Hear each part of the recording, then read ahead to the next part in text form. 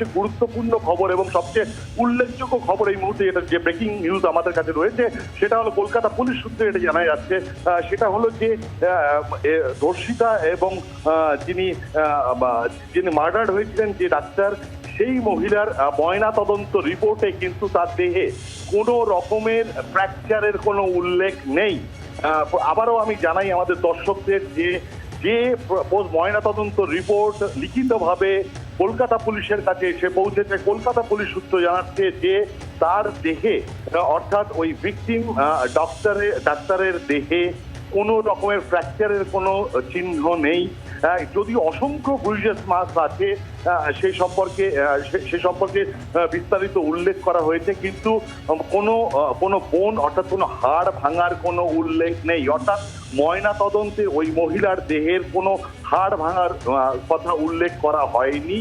এবং পাশাপাশি আরেকটি কথা জানিয়ে রাখি, সেটা হলো যে তথ্যটি বারবার উঠে আসছে, সেটা হলো যে একাধিক ব্যক্তি সিমাইনাল ফ্লুইডের প্রেজেন্স পাওয়া গিয়েছে ওই মহিলার দেহ থেকে।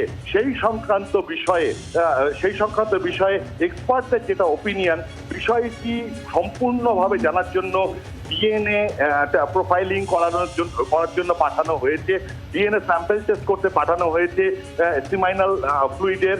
এবং যেটা বিশেষজ্ঞরা বলছেন যে কোনো নেকেড আইতে কোনো এক বা একাধিক ব্যক্তির সিমাইনাল ফ্লুইড রয়েছে কিনা সেটা ডিস্টিংগুইশ করা সম্ভব নয়। এটা একমাত্র কনক্লুসিভ এভিডেন্স পাওয়া যেতে পারে যদি ডিএনএ প্রোফাইলিং করা যায়, এবং সেটার ডিএনএ নমুনা সংগ্রহ করে ডিএনএ টেস্টের জন্য আজকে ইতিমধ্যেই পাঠিয়ে দেওয়া হয়েছে। তার পাশাপাশি জানা গিয়েছে এখনো পর্যন্ত 7 জন ব্যক্তি যারা ডাক্তার ওই হাসপাতালের, তাদের এখনো পর্যন্ত জিজ্ঞাসাবাদ করা হয়েছে, ইন্টার্ন পিজিটি সব মিলিয়ে তাদের জিজ্ঞাসাবাদ করা হয়েছে। আগামীকাল এই হাসপাতালের 2 জন শীর্ষ কর্তা তাদের ডেকে পাঠানো হয়েছে জিজ্ঞাসাবাদ করার জন্য এবং তাদের স্টেটমেন্ট রেকর্ড করার জন্য বলে আমরা জানতে পারছি।